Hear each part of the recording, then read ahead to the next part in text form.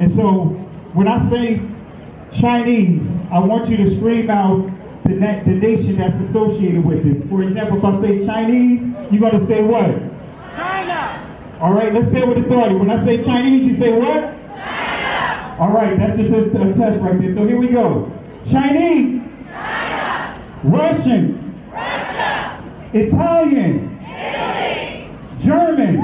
Germany! Swedish. Sweden! Korean. Korea! Egyptian. Egypt! Nigerian. Nigeria! Black. Exactly. Nothing. Tell him, Pastor. Tell him, Pastor. Black, nothing. Yes.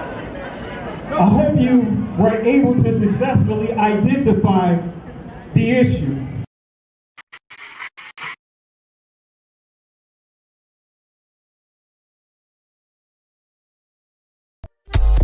The lion won't sleep tonight, 'cause we woke now, and we woke now. I said the lion won't sleep tonight,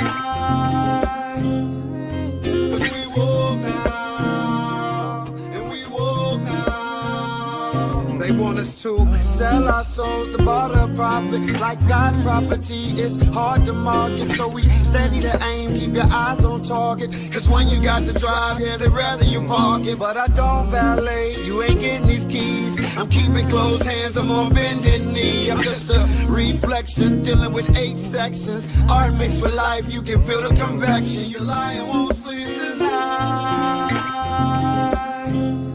'cause we woke now, and we woke now. I said the lion won't sleep tonight, 'cause we woke now, and we woke now. I said The same people that have stripped us of our identity and labeled us as a color have told us what it means to be black. The white man is enacting a story all over the world. We left our homes and flooded the world. We smothered culture. We smothered knowledge. We erased history and rewrote it our way. Myself, my grandfather is 100% Ashkenazi Jewish. Claiming to be Jewish, Ashkenazi Jewish is just a conspiracy. White men claiming to be of tribes of Israel when I'm Germanic. You know, I have no ties to Israel, no ties to Judaism. You know, except loosely written history that's been whitewashed over for centuries. And, you know, from the Renaissance. Oh yeah, right. You wipe everything clean. It's funny how exactly the Renaissance. It's this rebirth, but it's white rebirth. I think at the same exact time the Renaissance is happening, Columbus is sailing to America and committing genocide. There's only one true ethnic Jew, the Mizrahi Jew, because they are Africans, and if you read the original Bible written in Phoenician Hebrew, they're not. Jewish people are not Europeans. The modern Jews in Israel are Russians or Khazars to be precise, from Russia. I learned it from my grandfather that he was because he was an Ashkenazi Jew.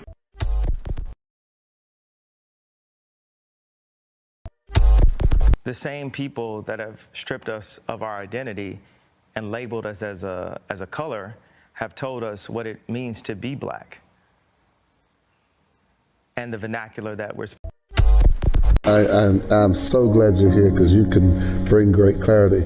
Can you tell us a little bit about the Sephardic Jews and how they were scattered because they went west? I sure can. Because the reason why I want to is because a lot of them, and a lot of people don't know this, are in the Caribbean. They are. In the islands. And you're one of them. I know that. I'm one of them. I know that. Because, you know, a lot of folk don't know that those roots are there. One of the first batches of slaves that came to Jamaica, they were the Sephardic Jews. It's documented. And they're all over the Caribbean, South America, Central America, and even the South Central United States. Wow. And DNA testing is a factor in all this now.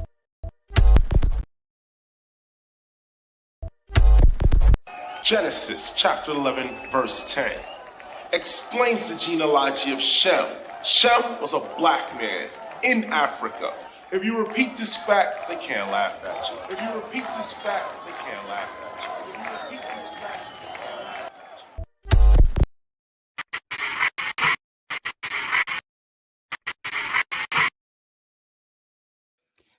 I want to say peace and blessings to everyone. I want to say shalom, lak, maj, paka. I want to say peace and blessings to everyone. Surprisingly, I am live. Surprisingly, I can, do what I do, even though I'm dealing with a lot of crazy things when it comes to this platform here. They're doing everything that they can do to shut this platform down. I could go right down the list. I got my proof to prove that there's collusion going on with this platform and a particular special interest group, and we want to touch on them a little bit. And so I'm not going to be quiet. I'm not going to stop teaching how I teach and what I teach. And I'm going to tell you, family, it is real out here.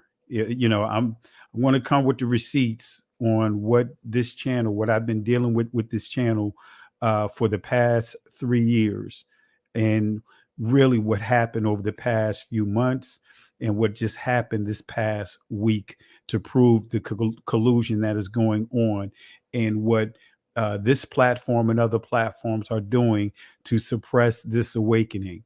So, but I thank the Most High. I'm going to keep teaching the way I teach. I'm not backing down.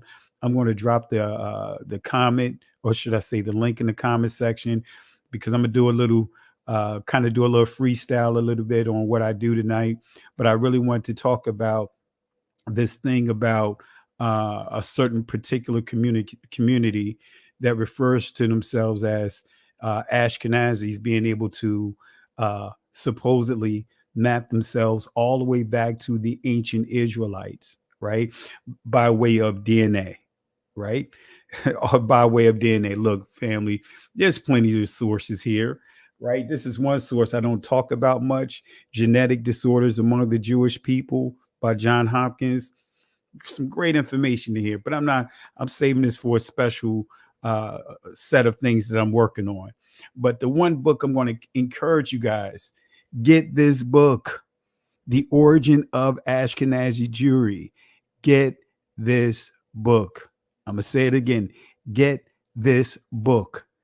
This book completely obliterates every talking point from the supposed claim of being connected to the ancient Israelites, right? All the way to the language Yiddish. The different formulas that was made that they created that excluded our community, to come up with all kinds of formulas to try to connect.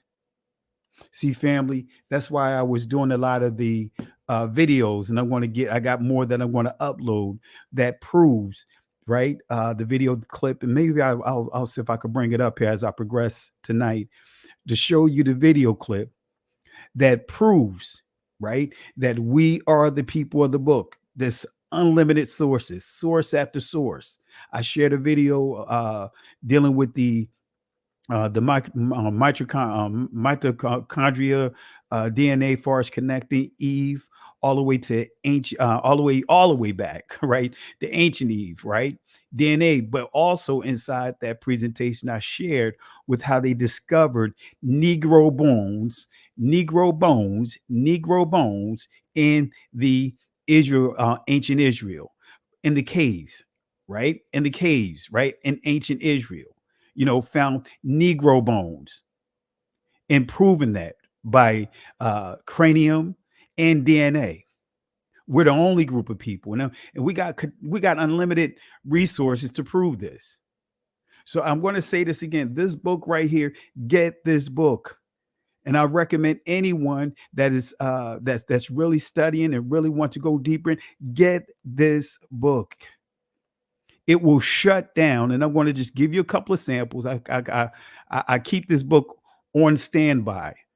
I've used this book a number of times when I engaged, rabbis. I've engaged several rabbis in my local area, and I pulled this book out, and there was everything that they said that is said and stated in this book. They confirmed to be true, because I kept getting asked the questions of, how do you know this and how do you know that?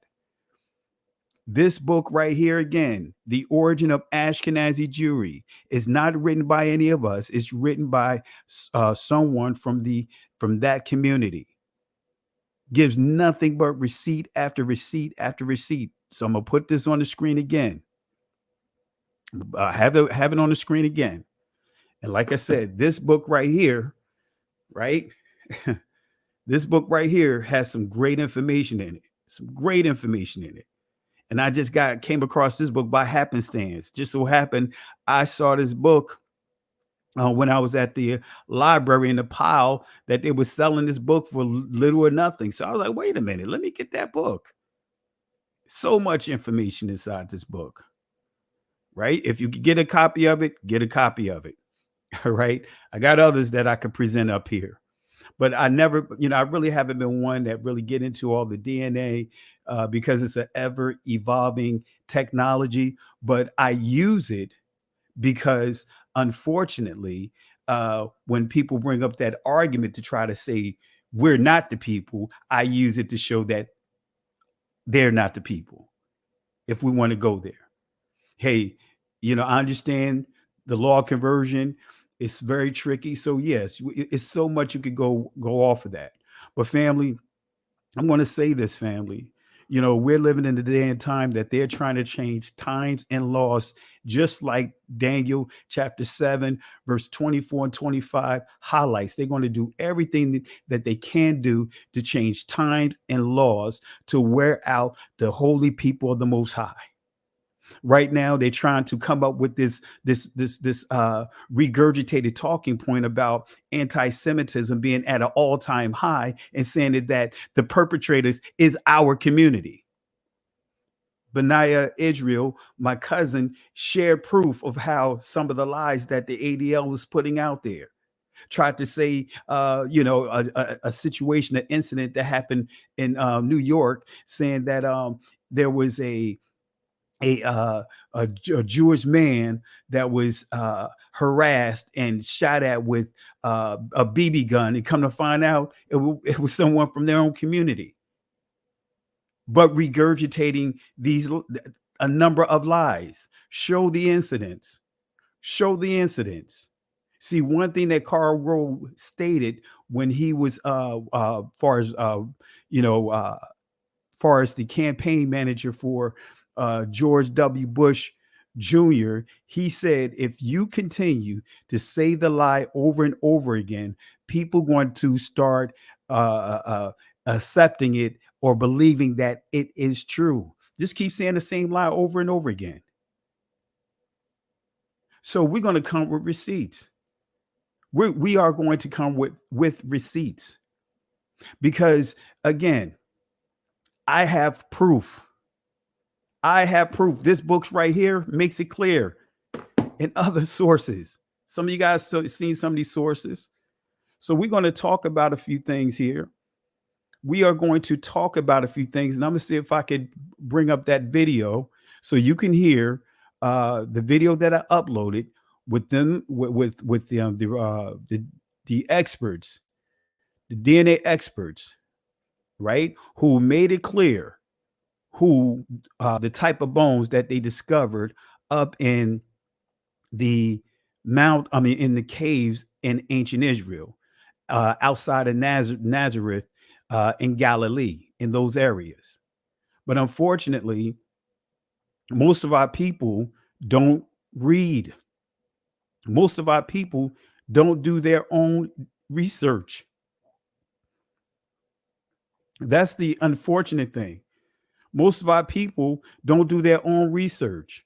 Most of our people want everything handed to them in terms of information. I posted a number of information. I post source after source, but unfortunately, no matter how many sources that I post, many will still say, hey, can you just tell me X, Y, and Z? And it's like, well, hey, it's in the source. Family, we're living in that information age. And we have to start going into these sources. We can't be so dependent on others. Many of us still have that mindset from slavery, that slave mentality. And actually, many of the slaves, only reason why some of them had that mentality because it was forced upon them. But many have that slave mentality of saying, hey, you know what? We're only going to do what you tell us to do. We're only going to listen to what you tell us to listen to. We're only going to talk about what you tell us to talk about. We don't want to do our due diligence. I want to give shout outs to Doors of L, because that brother be putting in work, doing, research about research, books upon books. He emails me almost every day with sources, with books that he's come across. We need more of our people doing those things. We can't keep relying on other people to tell our narratives. And truth be told, we can't rely on people that look just like you, look just like me, to basically put accurate information out there. So let's go and cover a few things. And again, I dropped the link inside the comment section. Right. And so, unfortunately, when you start getting into this stuff, they even trying to talking about having these type of discussions as a form of anti-Semitism. This is what they're doing, family. Over in Israel right now, they have it so that way you can't even talk about Christ. What other things are they going to outlaw over there? The Talmud is the national law of the land. The Talmud, not Torah, but the Talmud. Yeah, that Talmud that has all kinds of crazy stuff up in there, talking about how Adam was intimate with animals and all kinds of crazy stuff. You guys seen some of the videos, and that was one of the videos that was taken down. So let's talk about this. Let's touch on a few things. Let's talk about this book, some items that's inside this book. Let's highlight a few things. Let's go ahead and get it going here. All right. First, I want to go ahead and, before I do this, let me go ahead and play a clip from this video here. Let me bring it up here. Let me share this here. And you guys have seen this on the channel.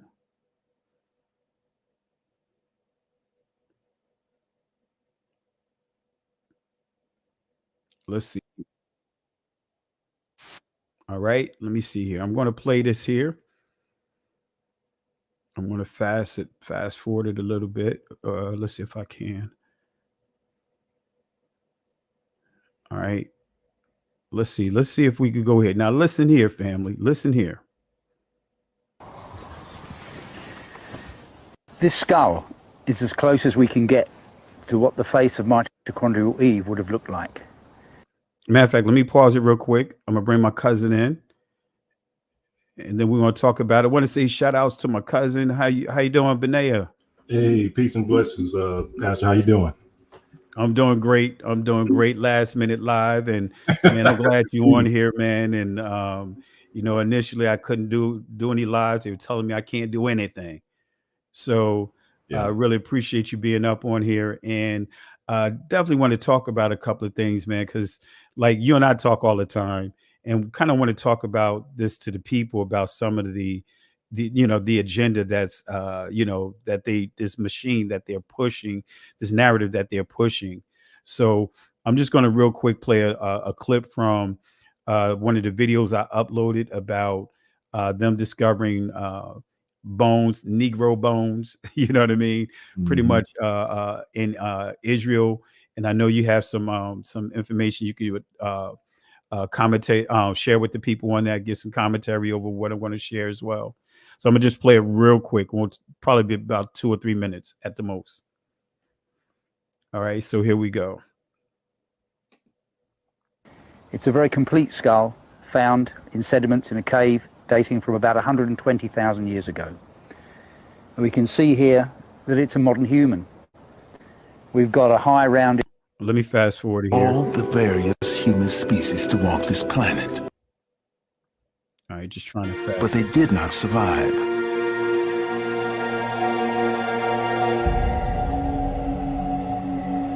Climatic records indicate a brief but devastating global freeze-up at the time that turned the whole Middle East into extreme desert.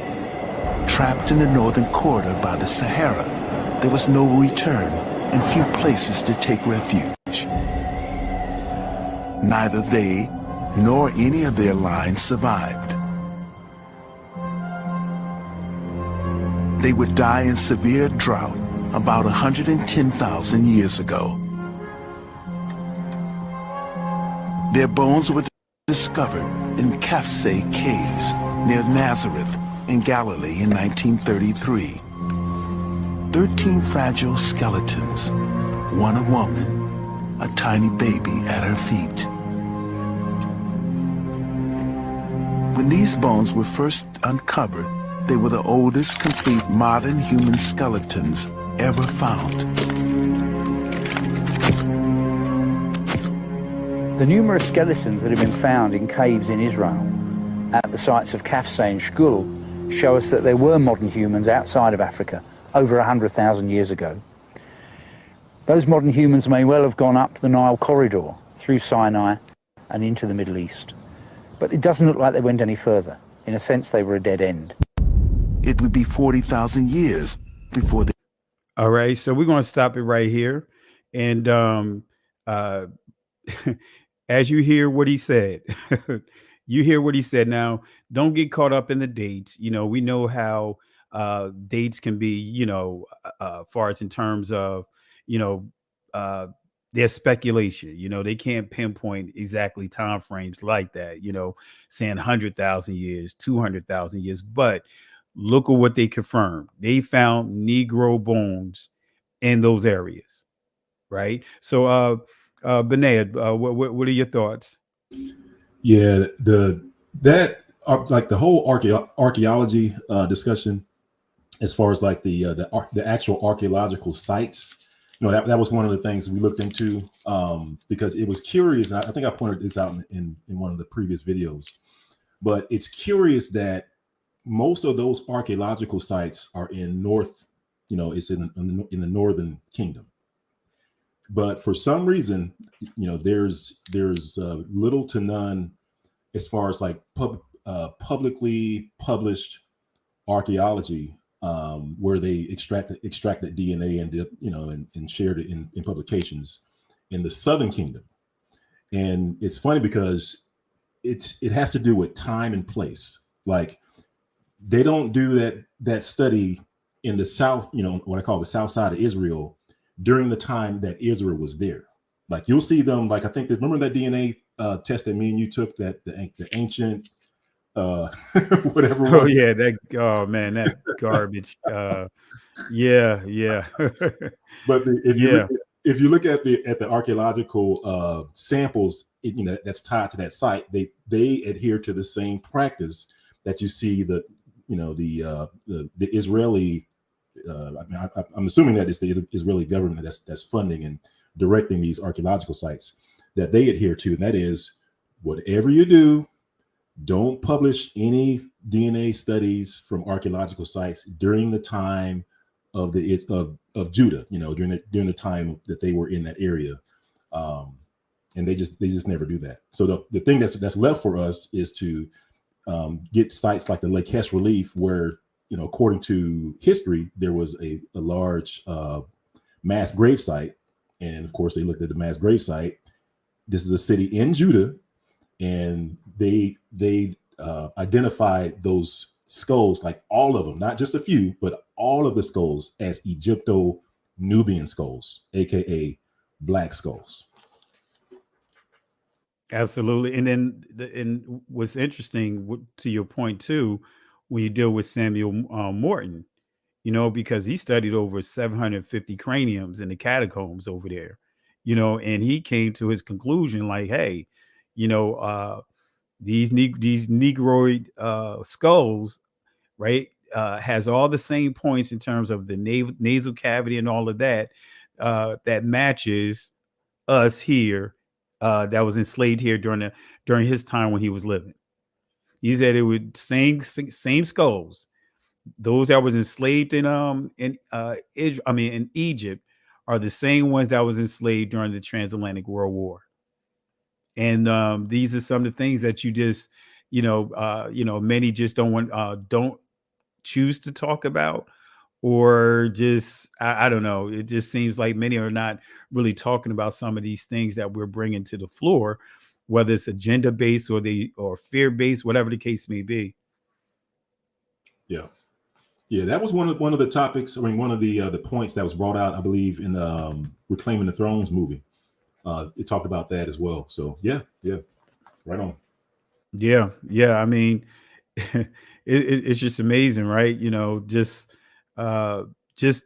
seeing this machine move forward the way that it's moving, and like what I brought up earlier is this agenda to making it clear that we can't use their own sources that tell us who they are.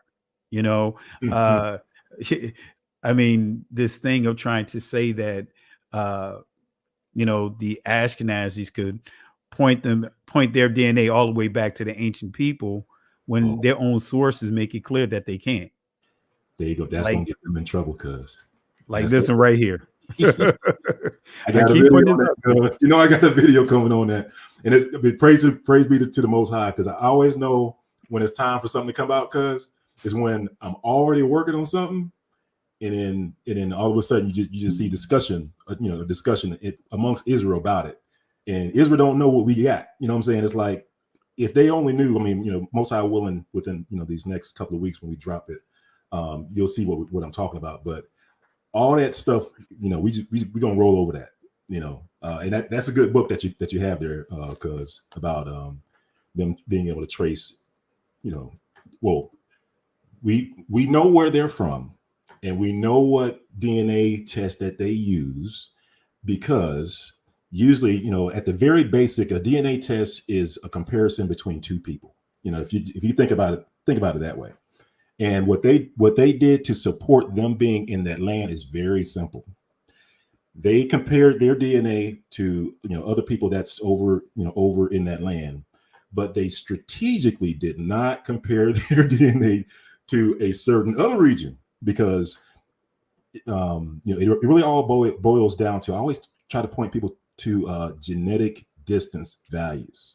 Like that's the thing that's going to help Israel at large find out who they are, and that's going to help us find out who they are.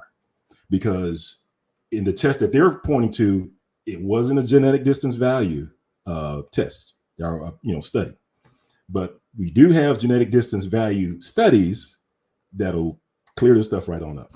So I'm looking forward. Speaking of that, you mentioned genetic distances, so that was a great segue into.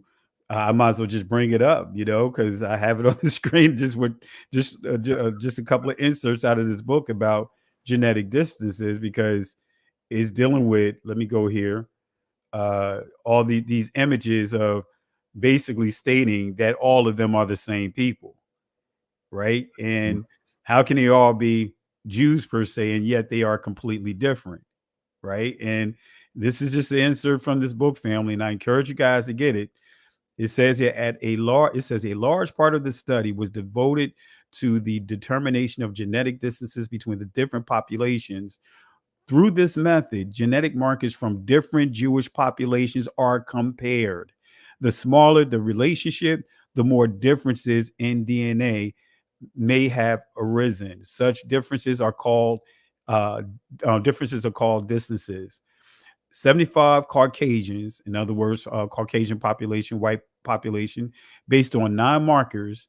The genetic distance analysis show that the East European Jews were closest to the inhabitants of Thrace, the region shared by Bulgaria, Greece, and Turkey. Bulgarian Jews came next, followed by 36 non-Jewish populations, and only then the second Jewish population, the Iranian Jews. Other results showed a large Italian component in the gene pool of the Eastern European Jews. From all these results, it appears genetically the different Jewish communities do not have much in common. Let me say that again. Genetically, the different Jewish communities do not have much in common. Often they appear to be more related to the population in the midst of which they live. In other words, when its genetic material was available. All right. So, Benea, did you want to share anything on that? Any thoughts on that? No. I mean, that's actually a good study. And actually, I mean, there are multiple studies out there. I think me and you talked about this before, but there was a study using the language, so they know that based off of the language, when they track that back, they know where they came from. There's also a study that also includes things like the names of Ashkenazi towns. They found those in a certain place as well, and ironically, it's in the same place that the language ties back to. It's the same place that when you go into a Christian bookstore, almost any Christian bookstore that's out there, go over to the Bible Atlas section, Zondervan Bible, and I think there's some, of course, other Bibles out there, Bible Atlas out there.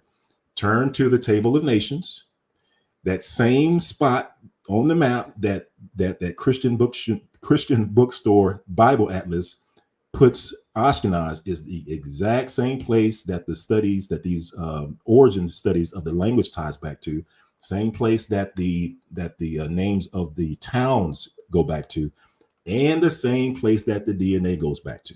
So it's a threefold proof that we have, at least that where we know where they came from. And actually, there's a third, but I'll save that one for later. And you hit it right on the nail. And another thing that I want to touch on and get your thoughts on too, coming from this book, because one of the things that, for example, Kohen Hamadishi pointed out is how they never got their last results back.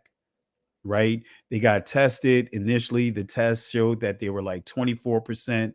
Then it went from 24% to like 48%. And then went from 48% to over 70%. Each time that they tried to tweak this test, instead of going down, it went up. And Kohen Hamadishi even pointed out, stating that the people that was testing them at max was showing like 1.4. You know what I mean? At max. While theirs is coming up, started out at 24%, then went to 50%, then it went above 70 to 75%, and then they didn't get their last results but back. So who can imagine? I mean, we can only imagine where the numbers went to from there. And so this is one of the things that that is being talked about this so-called Kohanim, tests that they use to say, hey, this is the Levitical priest. So I'm gonna read it real quick, and feel free to share your thoughts. I'm gonna stretch the screen out so you can see it as well. And family, I tell you, get these sources here. We do a lot of research and we share a lot of sources, and many don't go out and purchase these sources. So, but this is from the same book. Notice what it says here: three key criticisms of this test that was created. The population studied are defined wrongly, the term Sephardic Jews being used for Northern African Jews. That's one of the things that it highlights. It says Sephardic Jews are Jews whose ancestors were expelled from Spain in 1492. Zusman Diskin suspects that the author used the term Sephardic as it is used in Israel by religious politicians, a terminology that has nothing to do with science. Let me say that again, a terminology that has nothing to do with science. But then he goes on to say, as North African Jews are an aggregate population, in other words, composed of genetically different populations. But it goes on to say Boni, Tamir, Ashbel, and Bar Shani. This is in 1978, showed that Jews differ significantly genetically from Libyan and Tuscanian Jews. Conclusions from the chi-squared test are not justified because that's what we already highlighted with the genetic distances, right? The proposal to consider the Cohen module haplotype as characteristics for the old Hebrew population is not supported by by data from other populations. This haplotype is the most common among Iraqi Kurds, Southern and Central Italians, and Hungarian. In addition, it also occurs among the Lembas, right? Now, this is what they use to connect the dots, so to speak. But again, I'm going to show you here that their percentage at most, right? Let's just say worst case scenario, 2%, or should I say best case scenario, 2%, right? Versus 70, 80, 90%, right? So in addition, it says it occurs among the Lembas.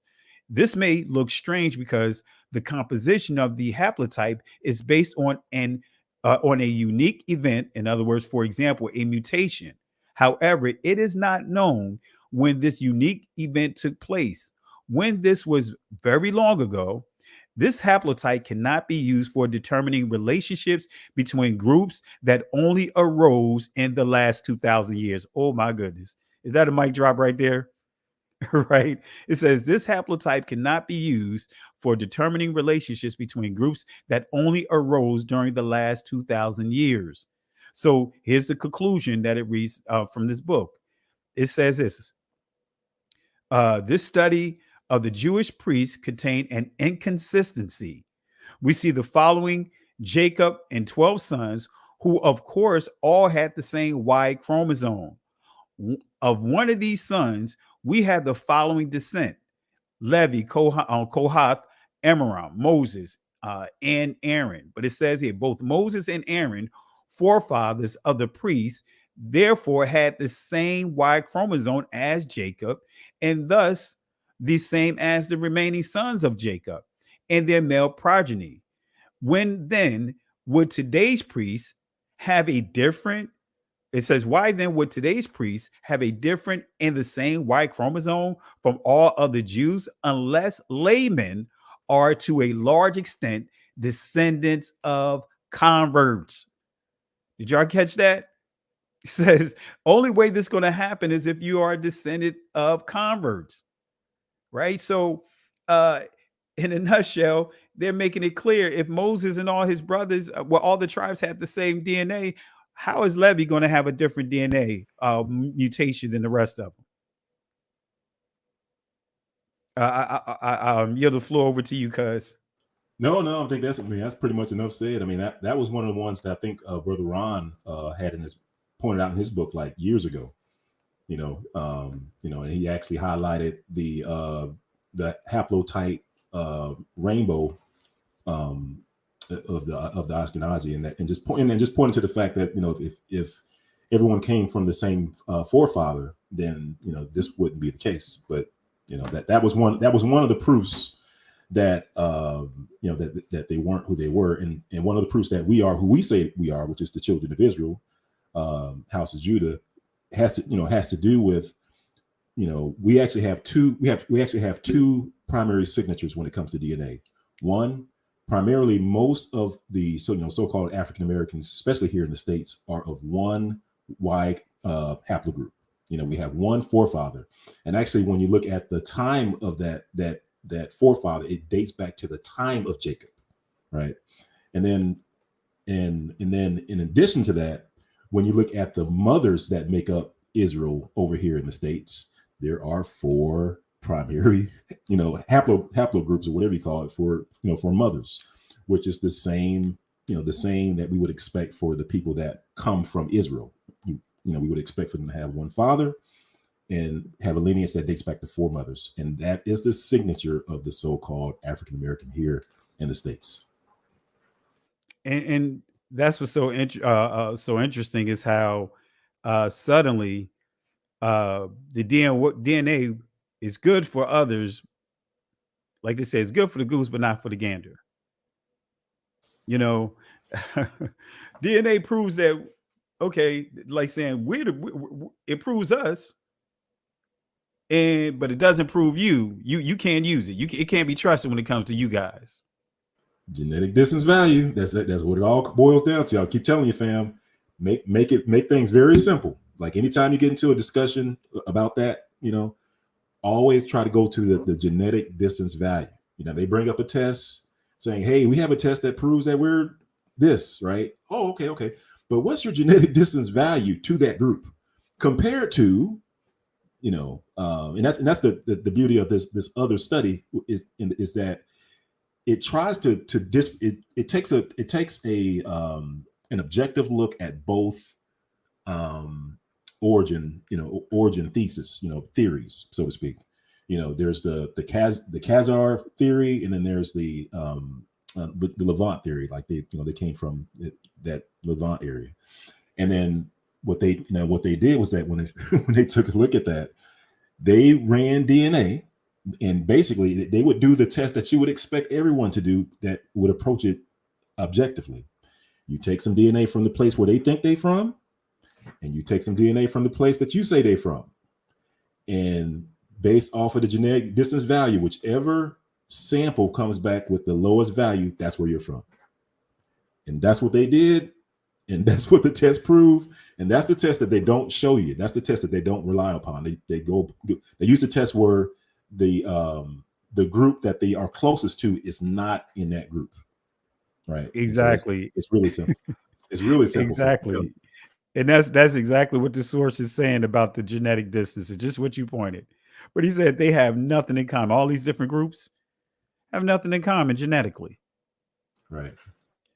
So how can you have Germans, Hungarians, Romanians, Ethiopians? How can they all have the same? Look different. And family, I understand many would say, hey, you can't go off the outward appearance. Come on, family. Let's not just get caught up in that. Let's just not get caught up in that. But we got to be real. It's not going to be that wide of a range, to where so they look nothing alike. Nothing alike. You know what I mean? I got relatives, man, that that of course have a different shade, much lighter than I am. But again, you still see some resemblance there. You know what I mean? And that's not going to that's not like our entire group. It's like you have we come in all kinds of shades.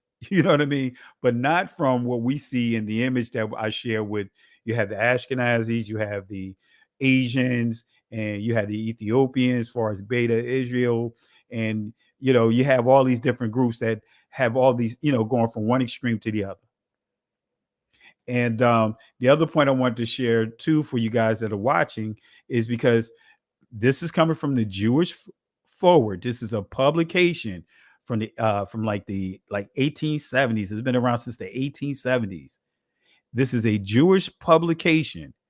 This link right here, and I'll drop it in the comment section. This is what you need to pull out, because they make it clear that just how much of a percentage for far as in terms of the Ashkenazi Jews as we know them, right? And I'll just read it real quick. And because feel free to chime in. It says Ashkenazi Jews often find themselves in the peculiar situation of being 90% Ashkenazi Jewish and 99% European. Come on, family. This is the Jewish Forward, and I'm going to drop this link in the comment section, and you guys can share it, go back over and read it. But it makes it clear. They tell you that, hey, in the whole issue that this article is having with DNA is that they're saying the issue that they're having is the newer generation of Jews per se are using the DNA to prove what race that they're part of. And many of them are gravitating of saying that, hey, they're using this to prove that they are Caucasian, that they are white. That's what this whole article is about. Because going further in this clip, this person here, Stuart Schaufman, I'm not going to read all what he says here, but he did his DNA test, which many of them did. And his came back, as it says, as Schaufman learned that he is 99.8% Ashkenazi Jewish, said that that the test hasn't made much of a difference on his sense of Jewish identity. Judaism really informed me who I am and my values and my worldview, Schaufman says. 23andMe hasn't made me more or less Jewy at all. I'm just Jewy. He also goes on to say he's Jewy and white, while other Jews, Sephardic Jews, Ethiopian Jews, can't claim that distinction. He's an ethnic minority, but a white one nonetheless. And he His quote is, "I get all the benefits of white privilege," he acknowledged. So it's making it clear that, confirming even what Hamadishi pointed out, what happened to their testing, that when he said at the max, it was like 1.5 for the ones that was testing them. Their results coming back 1.5 at the max. So this article is saying here that they are 99% European. And this is not something that I made up. Hey, Benet, you don't own this publication, right? Right. Yeah, because you know how the arguments have come out and like, hey, Benea, you know, we woke now, and we we own these publications. And again, I'm going to drop the link in the comment section. And cuz what's your thoughts on that? Yeah, I mean, they're basically. I remember when you brought this one out before. I mean, they're basically matching, you know, what's in Europe, and yeah, I mean, because it was so one of the videos I had coming out was called Black Germany. So I think I had episode 1 coming out, and I was working on episode 2, and that's what I was saying. That, you know, I'm working on this stuff right now. It's amazing how this stuff is coming up, but like. Over in Germany, like the history of Germany, like that stuff is set in stone. Like there's really no ambiguity as far as like how the people got in Germany. Like they know that the people in Germany came from somewhere else. The only topic of discussion is like where they came from. So when when people talk about, I've kind of heard different narratives. There's one narrative that, of course, they come someplace like Italy or someplace outside of Germany, but then they migrated into Germany, and that's from those places, and that's how they got there. However, and that's how they got white. That's another thing that you hear about. Is like that's how they got white, because DNA will not allow you any wiggle room at all. I'm gonna say that again. DNA will not allow you any wiggle room at all. This is why you find DNA testimonials, proof, evidence in court, because that thing is concrete, especially when you read it the right way. Because I said all this to say this: the study of whiteness and where white came from, like that's a totally separate study than this whole topic and discussion about Jews and stuff like that. And in that totally separate study about where white came from, like that's already set in stone. Like they already know that. Like that's not even something that's like where they're what I'm saying, like where they're debating it and trying to there's two opposing theories. Like no, they got that set in stone. The problem is that when we have these discussions, we're not bringing these this research that's already set in stone over into the discussion that we're talking about. And that's why, people can get away with saying things like, oh yeah, no, when our people came to Europe, that's where we turned white and stuff like that. Like, nah, yeah. There's DNA studies that will directly refute that. That's not debatable. So like I said, I'm jacked to bring this information out because I know, like just like you're doing tonight, that there's a maybe there's some confusion about that, but don't worry, we'll clear it up. Praise and family. And what some of the things that my cousin pointed out when he said that there's sources, he has my cousin Benea, he's put out so many sources. He stated a number of times, go to the old sources, right? You know what I mean? Not this new stuff, but you have to go to the sources beyond when we say, oh, we're not talking about 1950. You know what I mean? You have to go really when you start getting to the old sources, really like 1850 and backwards, because even then you start noticing some of the shifting in many of the writings. And so did you want to share anything on that, Cuz?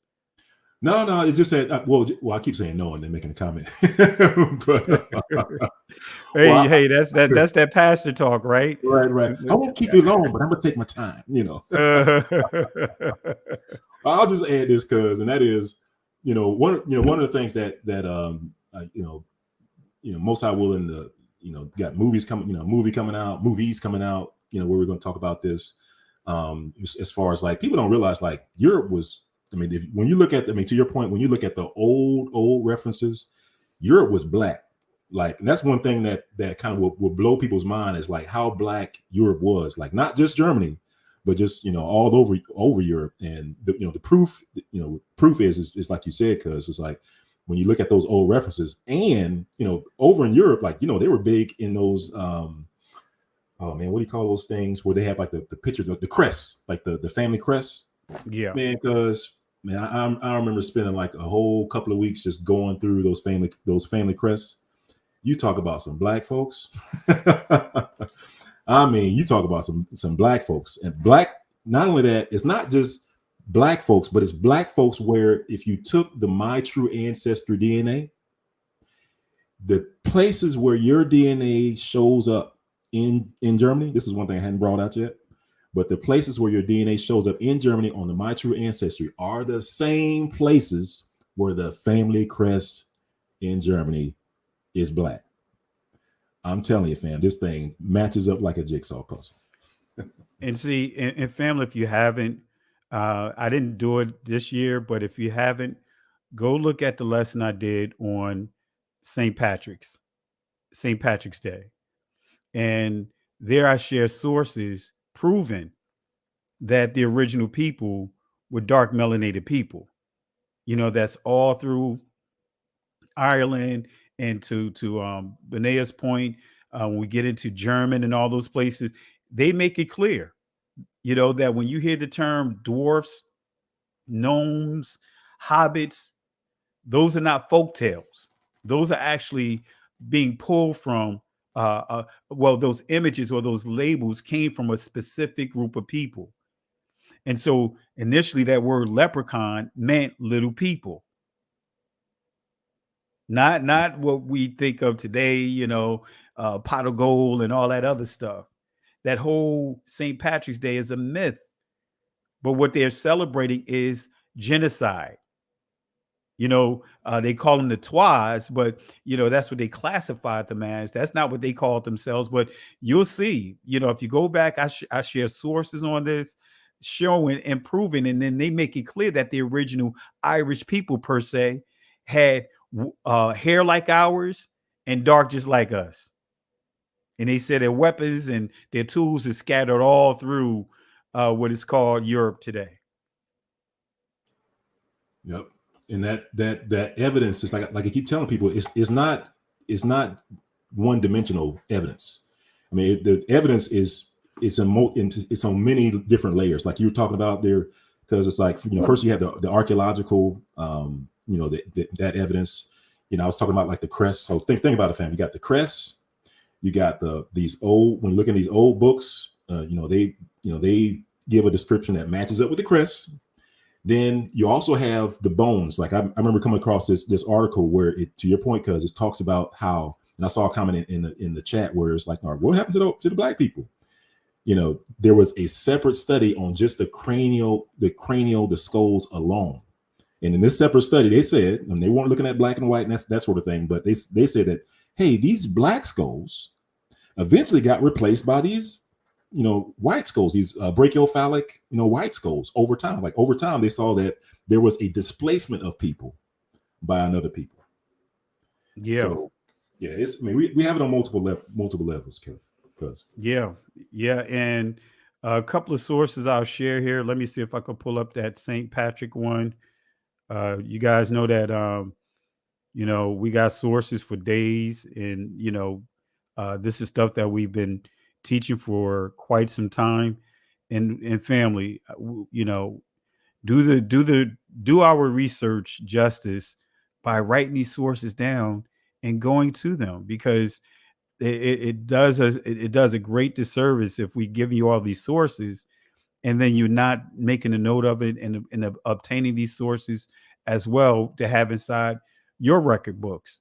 Because again, they when I say this agenda is literally, the goal is to wipe out a lot of this history. We see what's being played out right now down in Florida. We see the Jim Crow laws trying to reintroduce that down in Mississippi. So I encourage you guys, make a note of these sources that we're presenting here. And again, we're not just presenting this just to sound like a group of geeks, because I know we could go geek mode on you guys, but we're not just doing that just to try to sound, just to flood you with information. All right. Without you actually taking the time out to go through it. So let me share this source here, as Benea pointed out when we was dealing with Caucasians, right? This is a great book right here. You guys heard me teach this before. Been teaching out of this source for years. I got other sources I just don't teach publicly because of just these agendas that are out here. But Prehistoric Man and His History. It's a great book. They really go into dealing with, as you see here, the Agrinations, which you see the Mosterians, which is exchangeable as far as in terms of the name, synonymous to the Neanderthals. You see all of this here. But he really gives you a lot of information in this source. But then another source, the source that I mentioned about St. Patrick's Day, this is another source, the Journal of Royal Institution of Cornwall, Footprints of Vanishing Race in Cornwall. And I'll just read a quick bullet from here. Let me see here. Here it is. This is on page 220, 280 and 281. But notice what it says here, right? And notice you see some of the things that are highlighted here. Dealing with, as it says here, little people. But let me go beyond here. Let me go further here. They say here, these stories were for long thought to be childish inventions. Let me say that again. They said these stories were long thought to be childish inventions, but recent discoveries, and this is 1901, have proved that they were perfectly correct. In other words, that these are not make-believes. These are not fairy tales. But going down here, it says, Jacob Grimm concluded from the traditions of elves, gnomes, trolls, currently in Germany, the dwarf races inhabited Central Europe in prehistoric times, and Professor Nielsen has come to the same conclusion concerning Scandinavia. So this is a great source here. And the other source I'll point out real quick is Celtic Myth and Legend. Notice what this says about the Irish people. In physique, it was short, swarthy, dark-haired, dark-eyed, and long-skulled. Its language belonged to the class called Hamitic. Any comments, cuz? Well, just to add to that, so the people that displace those folks, what you'll see in history is that there are many multiple descriptions of the people that came in and displaced them. You'll see it one by, I want to say, Julius Caesar. I want to say the other was, I think if I memory serves me correctly, I want to say Josephus has it, but the description is consistent.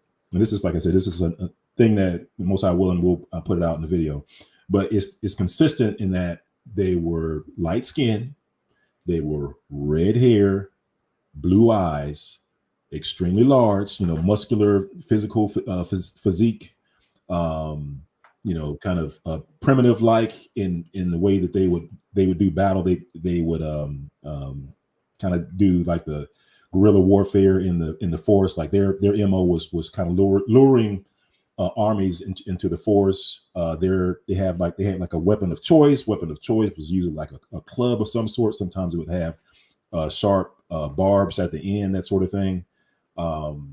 And like I said, they knew where these people came from. They knew where they came from. So yeah, I mean, that history is there in Germany. It's just that, a lot of folks just don't talk about it. Yeah. And unfortunately, we could get so comfortable with how information is being spoon-fed to us. And I won't even just say comfortable, too trusting. You know what I mean? And who's teaching us.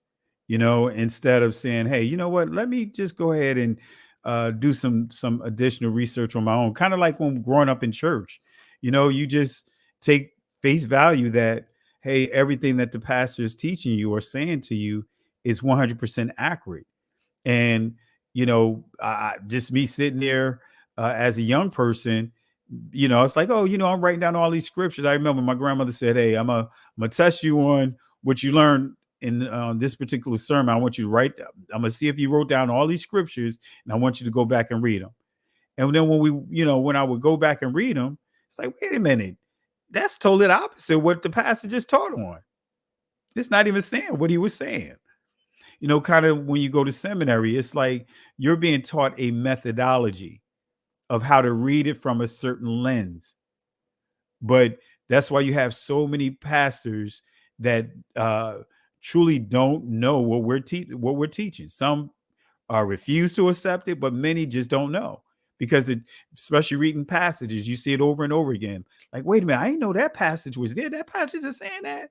You hear that over and over again because you're processed, you're indoctrinated to read scriptures a certain way to validate and continue to reinforce certain points. Any thoughts, cuz?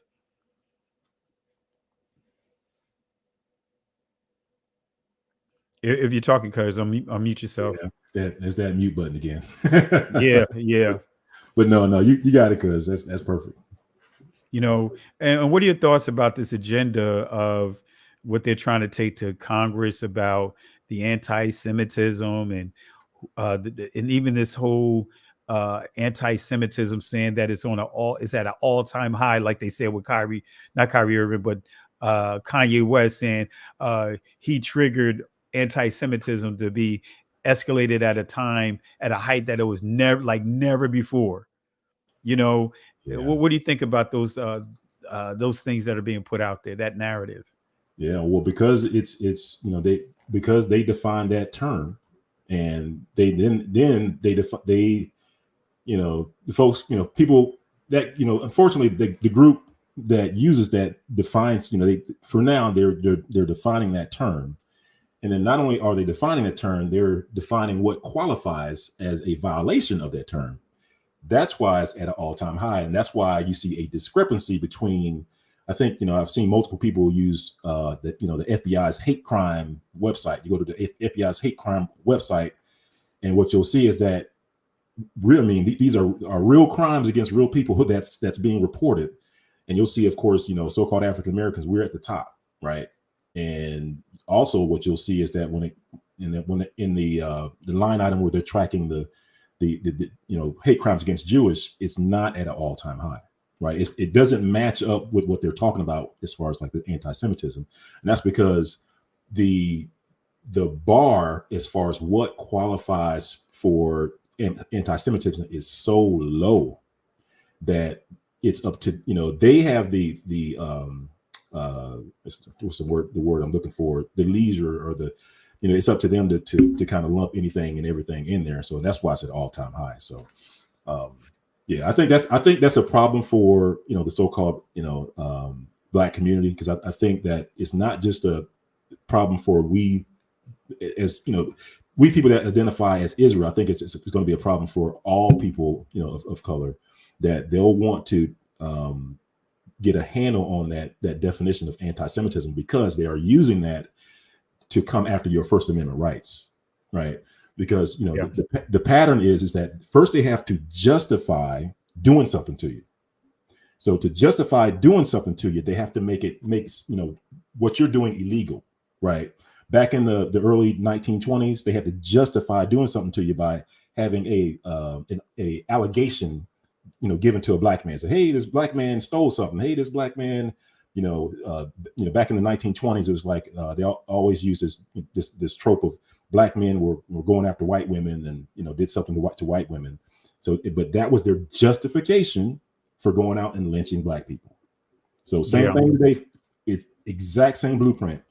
Right now, they're going through the justification part, right? Going this time, instead of an allegation being levied, they're using the laws.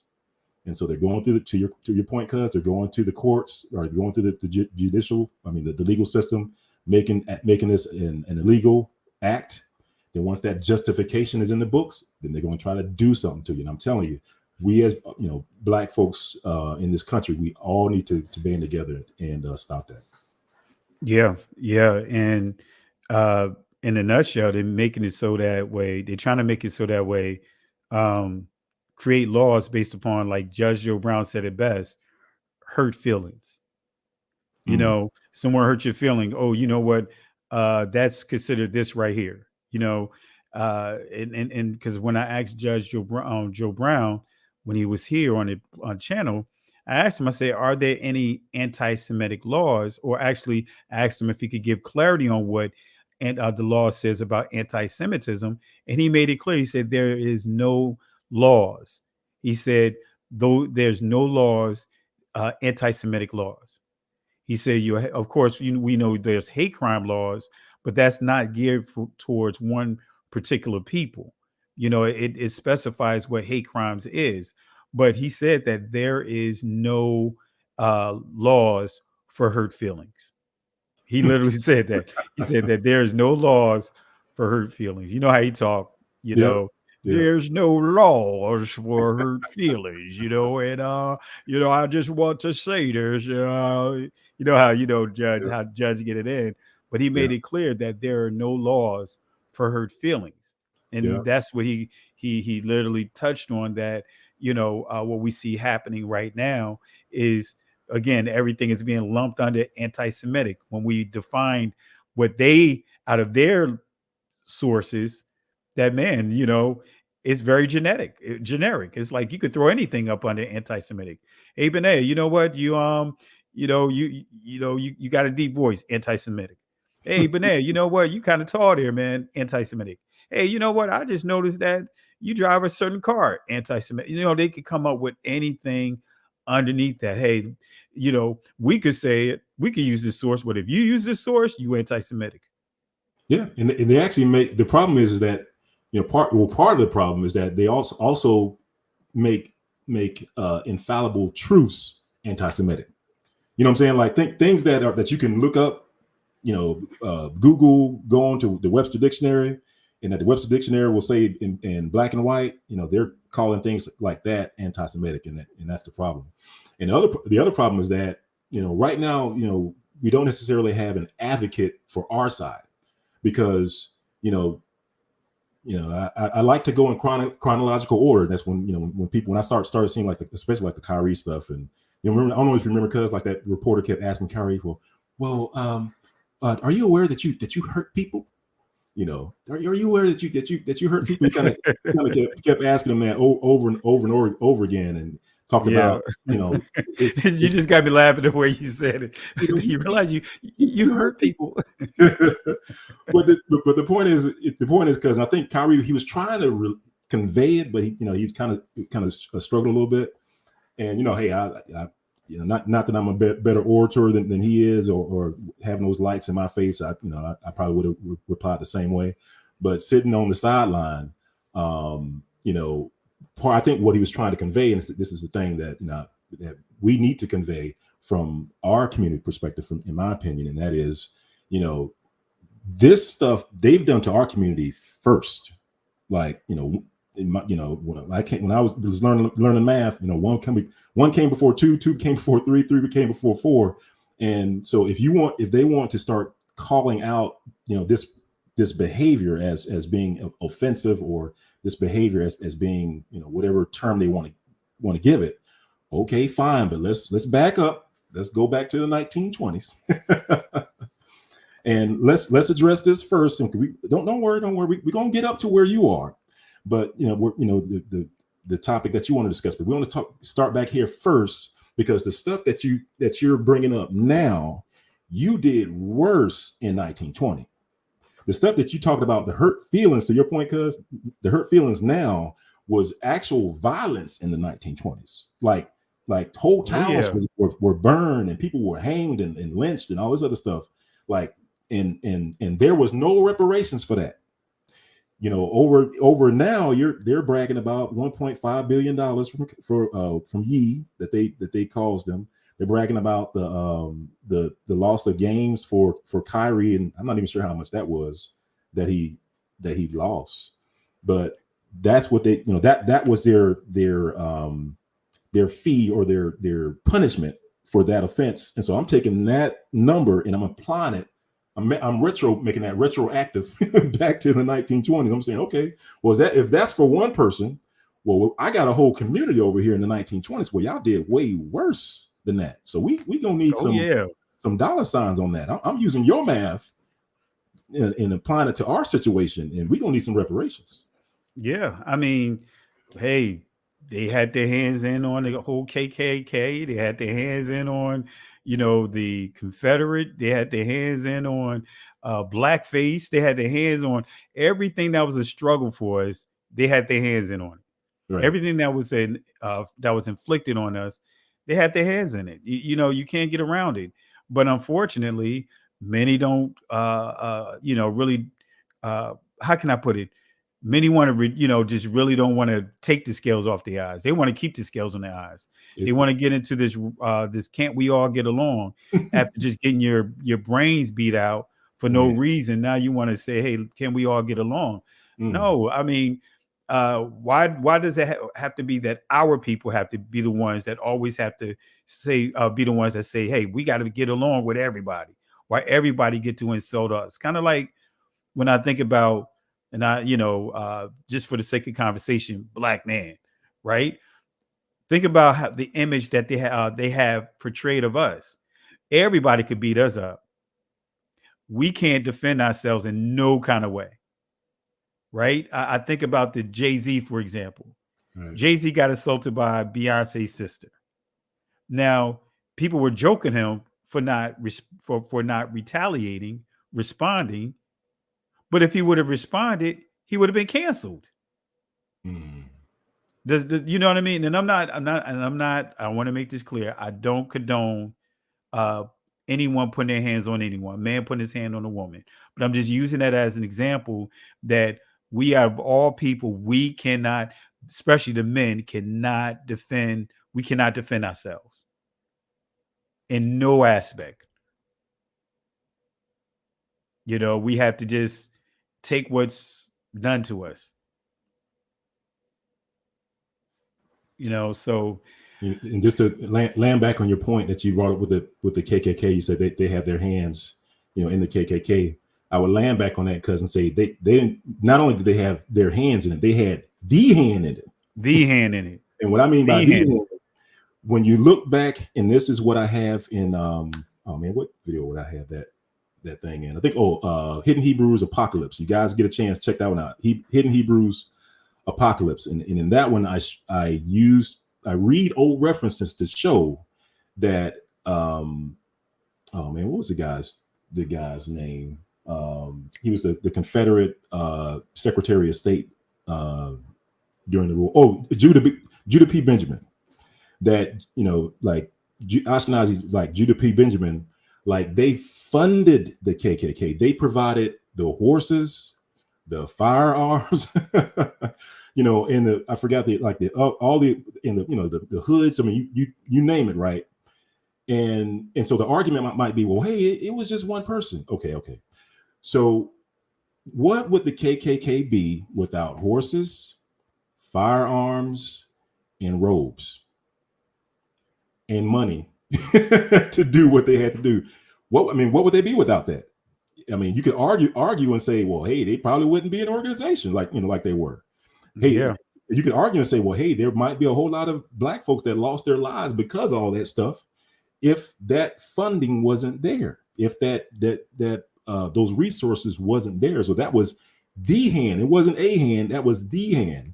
And then to your point, because it's like that movie, Birth of a Nation, the one that came out in early 19th century, early 20th century rather. Right. Yeah, and you have publications that credit that single blockbuster film because it went blockbuster. It was shown all across the country. shown at the White House. Made all kinds of money for the dude from MGM Studios, and that was credited for revitalizing the Ku Klux Klan. You can read that in multiple books. Like, that's not even debatable.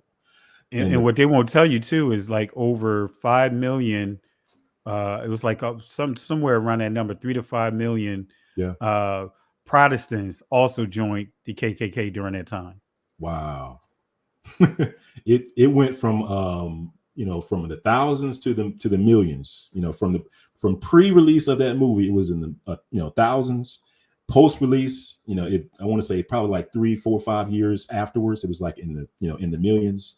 But then when you look underneath the cover, it's like, well, who funded this thing? How did this thing, get out? Right. And again, it's not hands, it's the hand. Because when you look at who provided the wardrobe for the movie, it was the Ashkenazi Jew, right? What would a movie be without wardrobe? And then you also had the filming, the filming of the movie. What would a movie be without filming? Right. So if you didn't have the fit person filming, and you didn't have the person providing the wardrobe, would you you can argue and say that you wouldn't have a movie. Right. So like I said, it was the hand in these cases that were detrimental to the Black community, that caused mass deaths, whatever you want to call it. And we have yet to get our reparations for that. But we want to fast forward to today and start talking about, like you said, because like hurt feelings, and make laws about it while leaving out the reparations that are due to our community. You just got me thinking about how you said it. How do you feel about hurting feelings? Man, the way you said it, but that's what the report did. And family, to my cousin's point, I pulled up here. This is a presentation I did on blackface.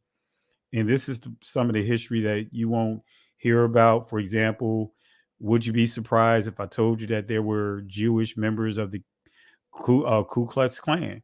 And this is one of the leaders that was there. I'm not going to read it all, but I'm just going to show you here from this article. Look at that guy right there. He's a Jewish guy. And made all kinds of threats.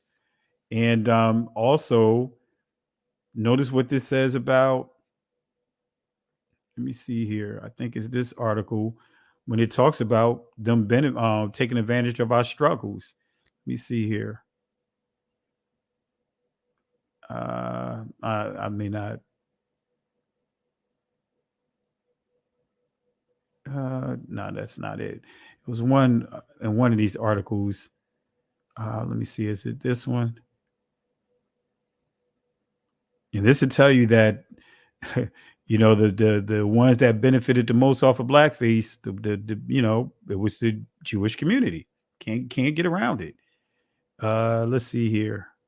There was one thing he said that was said. As it says here, Jews, this is coming from New York Jewish Week. Jews then played a disproportionate role in the entertainment industry. Jews performed this kind of, and doesn't that sound familiar?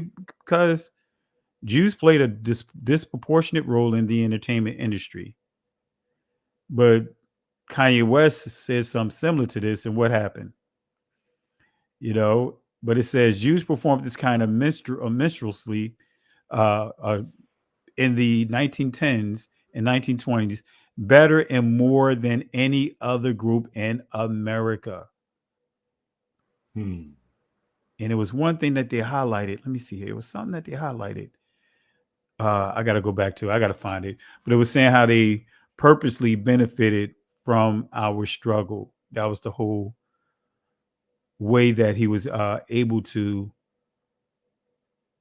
get in good with our people as well.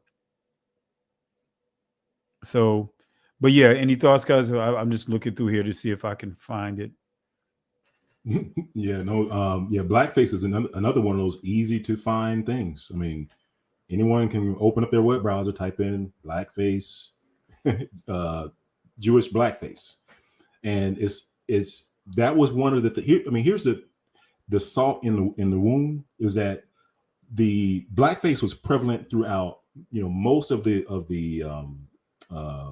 Jewish publications. MGM Studios, Paramount Studios, Fox, Paramount, like all of them were doing blackface, whether it was on movies, and TV. And these things were running rampant during the same time that the rise of the KKK was going, during the same time that Black Wall Street, where the communities were being burned in Black Wall Street.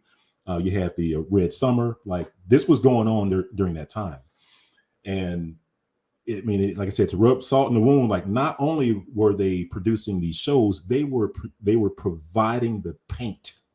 And this is one thing I hadn't shown in the video that I had, but yeah, they actually provided the paint, and it's actually in the museums and those history museums, where you can actually see the paint. And if you look on the product on the face of that paint container, it'll say like Stein or something like that. But anyway, it goes back to a Jewish Ashkenazi provided that product. And this is one of those things where we keep saying, it's like, hey, okay, all right, you want to talk about hurt feelings, that's fine, but we got to talk about this face paint that you guys were wearing in the 1920s. And it wasn't just the 1920s. I know I'm focusing on the 1920s, but that's because it was before then. Yeah, it was before then and after. I mean, you can see that like the 1914s and up. And it wasn't until a certain time where they stopped it. But my point is that we never got reparations for that. We didn't have a person lose $1.5 billion for it. You know what I'm saying? We didn't have a person lose, miss 5 games because you had football, you had games going on back then. We didn't have any sort of compensation for that. And so the conversation that we're trying to have now is that, okay, if you want to bring that up, then let's take care of this first, and then we'll look at your your concern. Yeah. And so I'm gonna post the article. I just put the quote in of what I was trying to get to. I see what I did. I'll just post the article here that contains the quote that I have on the screen about how they, how this guy was able to, Al Johnson or whatever, how he was able to really become popular among our community is by attaching himself to our struggle. Let me see here. I'm just posting this in the comment section. But let me see here.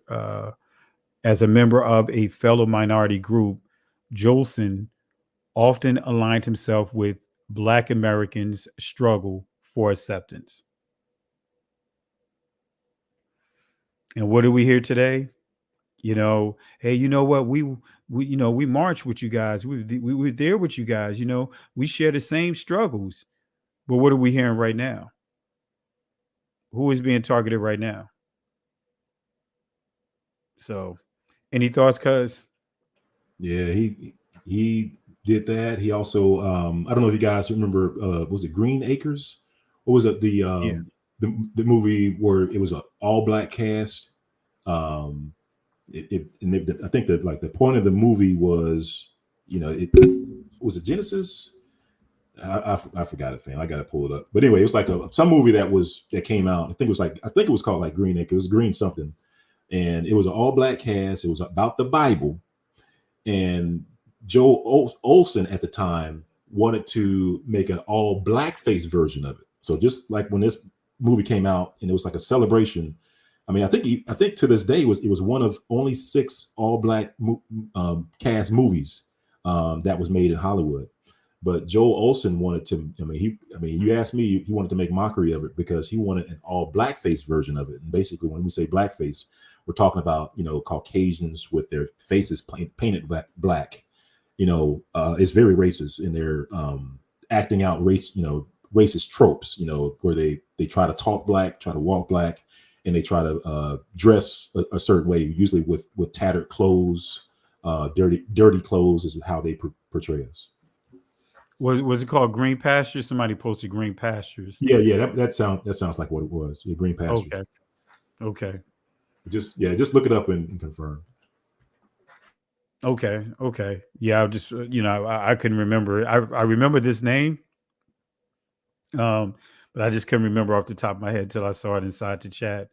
But yeah, because like I said, even tonight, I was just sitting there. You know how you doing your studies. It was like over and over, you keep hearing this narrative that, yeah, we can prove that we are connected to Moses or we are connected to Aaron. You know, it's like, wait a minute, oh, come on now, that's a stretch. You can't, you know, and the sources make it clear, you know, that's not possible as far as from their community, as far as stating that they can prove that their bloodline is connected to Moses and Aaron. They got it. Somebody needs to call them on that though. You know what I'm saying? Like, you know how you used to, when you was a kid, because you used to have that one person that would hang in the group and that would tell you all kinds of wild tales. Oh yeah, yeah.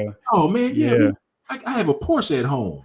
You know, I got a Lamborghini, and everybody else kind of look at them like, man, get out of here with that stuff. Like, man, stop lying. You know, that's what you got to yeah, call we them. literally come out and be like, man, stop lying. Yeah. You don't have nothing.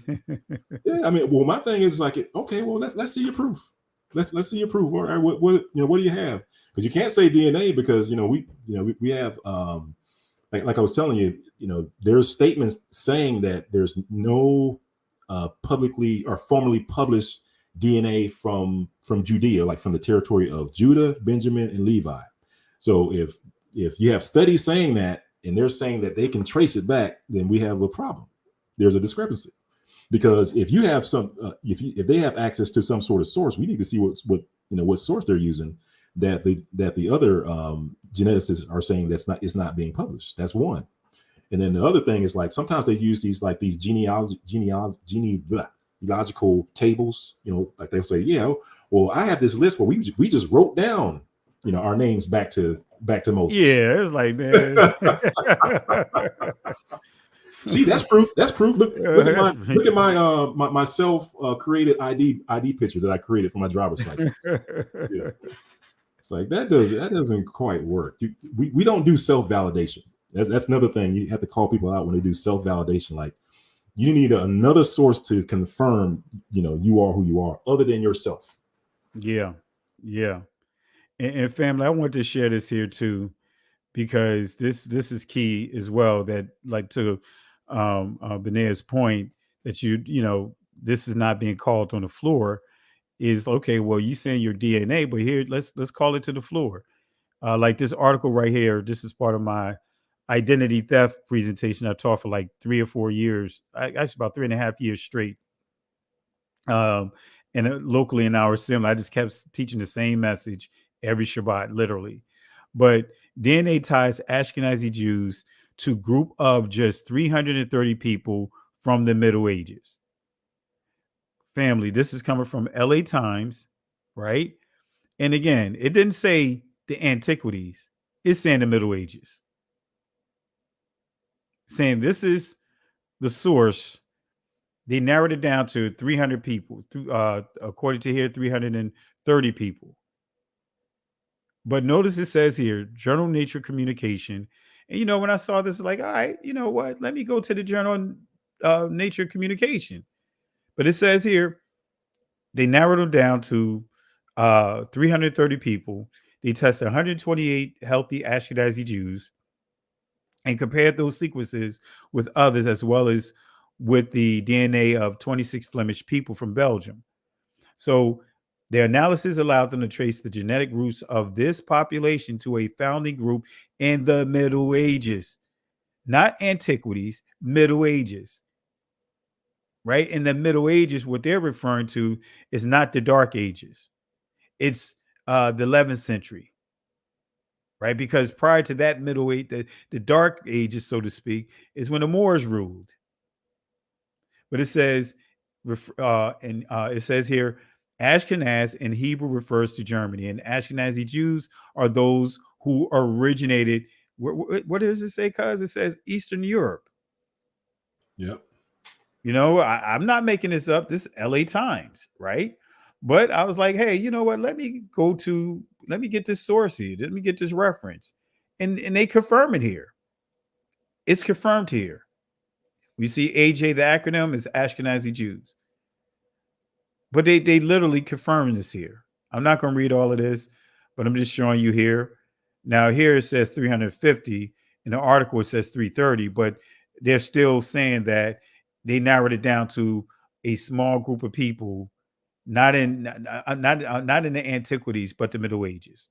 Thus further confirming what the source that I pointed out, saying that only way any of these so-called various Y chromosome mutations can happen is if these are coming from converts.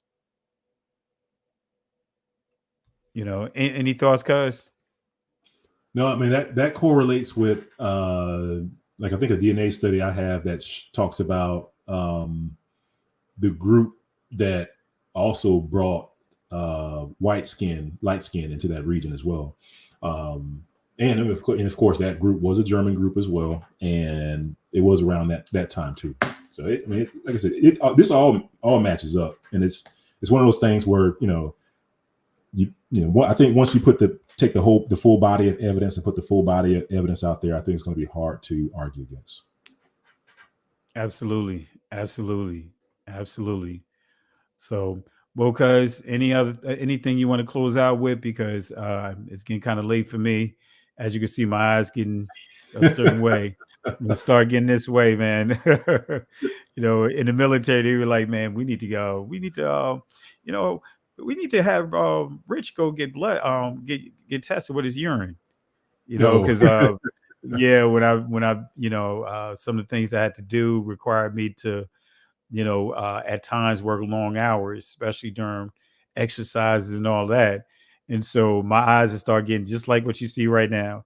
And they were like, hey, Rich, you okay, buddy? You know what I mean?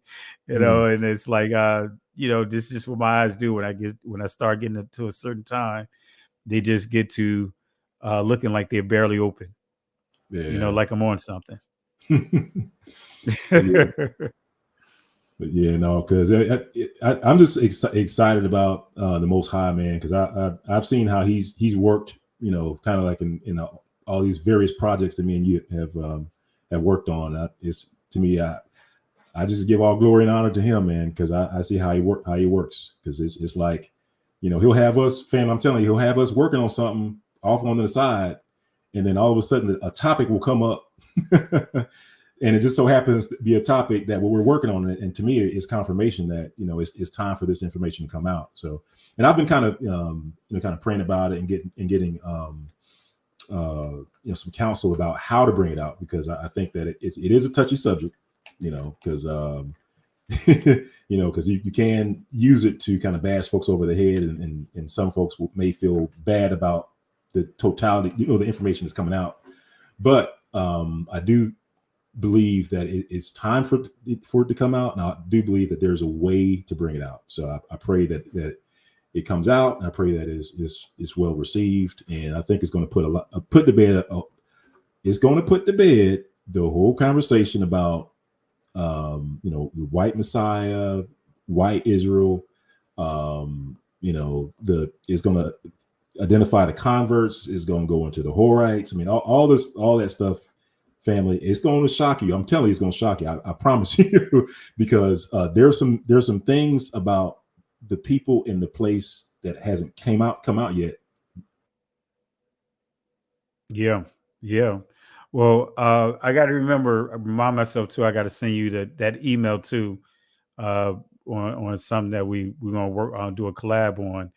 I got to remind myself to get it to you over the weekend. Okay. But maybe we can have it ready by the end of Pesach, so we'll see. But drop another bomb on the people, you know what I mean, of information, confirming things within the text and our connection to it. Yep. And that was the other thing. I ain't gonna go into details of it, but just even to talk about the curses, you know what I mean. Maybe we could do another come together and just talk about the curses, you know what I mean, about applying the curses. Right. Yeah. I think it's always good to do a refresher, to kind of bring it up. I think I know what I do. Unfortunately, I kind of take for granted that we're all at the same place, especially when you've been teaching it for a while. Like, everybody knows step one, but I have to remind myself that, we have new people. We have new people in awakening that may not know about step one. So you have to, sometimes regurgitate some of the stuff that we covered sometime back. Yeah. Well, cuz anyone you want to throw in the garbage can as we give her a wrap up? I would want to throw weaponized anti-Semitic claims in the garbage can. I agree with you. I totally agree with you. Where's my garbage can here? I just have my garbage can. Don't tell me my garbage can got removed. Yeah, I agree. I agree. Here's the garbage can family.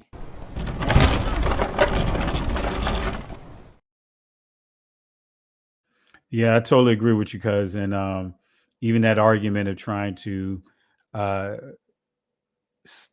connect, say that, hey, they could connect themselves all the way back to Moses. I want to throw that whole logic in the garbage can based on the sources that we share, not opinions, but actual sources. Throw that whole logic in the garbage can. I just say let's see it. Let's bring it out. Just same way when we were kids and we had that one dude that would say that he had a Porsche, and his family was poorer than your family. We're like, okay, well, let's see it. Let's see what you got. Exactly. Well, family, in the words of Moses, the words that was given to Moses by the Most High while they was in at a dead end after they came out of Egypt, and the people began to panic, wanted to go back to Egypt.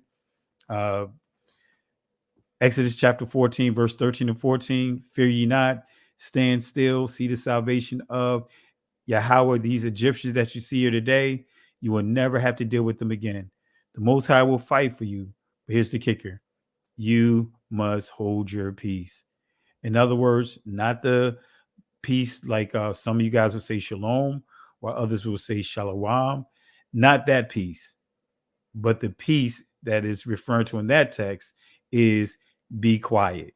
We got to learn how to have calculated silence. We got to be very calculated if we're going to be silent about anything, but we got to be calculated about it, when to say something and when not to say something. We have to be very strategic. But the Most High will fight for us, but we have to hold our peace. Can't go back, can't stay here, keep moving forward. Shalom.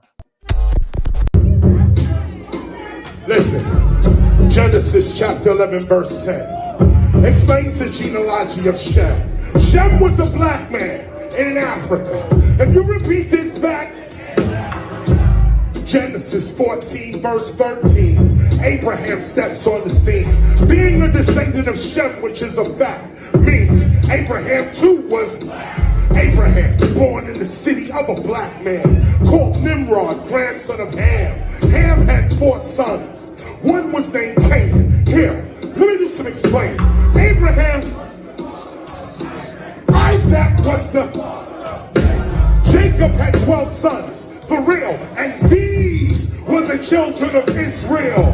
According to Genesis chapter 10, these were the children of Israel. According to Genesis chapter 10.